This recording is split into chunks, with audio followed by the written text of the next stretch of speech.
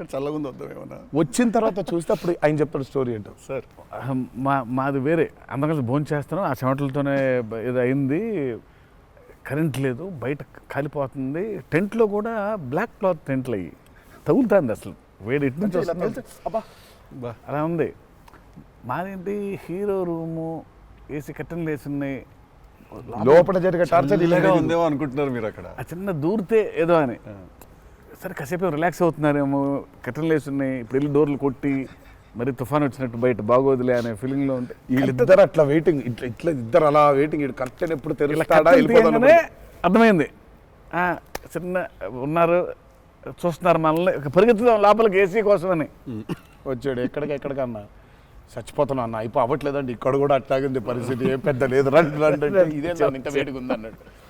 I think మనం ఆ paper మీద రాసుకుని సెట్కి వెళ్ళి కెమెరా అంతా పెట్టిన తర్వాత కూడా we're all waiting to stumble upon one moment of honesty in that very true. నా journey it's the same thing every day for every movie. మీకే తెలియదు మీరు అలా చేస్తారని? అంటే తెలీదు, అక్కడ కరెక్ట్గా వెళ్ళే ముందు ఒకటేదో దొరుకుద్ది. కరెక్ట్. ఇప్పుడు మామూలుగా దేవరాలు ఉంది, వర ఎలా ఉండాలో ఒక ఐడియా ఉంది, ఇప్పుడు దేవర ఎలా ఉండాలో దొరకట్లేదు నాకు, సో నాకు అర్థం అవ్వట్లేదు. అంటే ఇప్పుడు ఎలా ఉండాలి, బాడీ లాంగ్వేజ్ ఎలా ఉండాలి ఏంటని చంపుకు తిన్నా శివని, కాచివా ఏం శివ నాకేం అర్థం అవ్వట్లేదు, ఏదో ఒకటి చెప్పంటే అబ్బా మీకు వచ్చేస్తుందిలే నిలిపాడు. రావడం ఏంటి, కాదు శివ ఏదో ఒకటి నాకేం అర్థం అవ్వట్లేదు, దేవర ఏంటి, ఇప్పుడు వాడు ఎట్లుండాలి, వాడు మూడ్ సెట్ ఏంటి, వాడు మైండ్ సెట్ ఎట్లున్నాడు, ఎట్లా నడవాలి, ఎట్లా నిల్చోవాలి ఏంటి, చాలా కంపోజ్గా ఉండాలా, మరీ ఓవర్ కంపోజ్గా ఉండాలా, లేకపోతే అగ్రెసివ్గా ఉండాలా, నాకేం అర్థం అవ్వట్లేదు.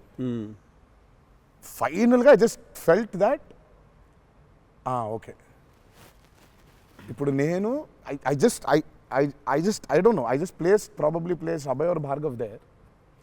సీన్ ఏంటంటే కొడుకుతో సీన్ ఉంది అక్కడ, ఇప్పుడు నేను ఎట్లుండాలి అనేది నా అర్థం అవ్వట్లేదు. సో ఇమ్మీడియట్గా I just felt that okay, అసలు ఇది అంతా కాదు, దేవరాజ్ అ ఫాదర్ కదా, ఆ ఫాదర్ ఇన్స్టింక్ట్ తెచ్చాయి ఫస్ట్. రైట్. కొడుకుతో ఎట్లుంటున్నాడో తెలిస్తే సమాజంతో ఎట్లుంటున్నాడో అర్థమైపోతుంది. కరెక్ట్. అలా దొరికింది. బట్ ప్రతిసారి అదే కాదు. వన్ ఆఫ్ ద మోస్ట్ ఇంటెన్సా దేవరా క్యారెక్టర్ ఫాదర్ది. I definitely will say that. డెఫినెట్గా పర్ఫార్మెన్స్లో మీకు అగ్రెసివ్నెస్ కనిపించదు అట్లా, అంటే nature of Devara is not that, కానీ సముద్రం అంతా డెప్త్లో భారం మోసే క్యారెక్టర్ అది. So philosophically అగ్రెసివా?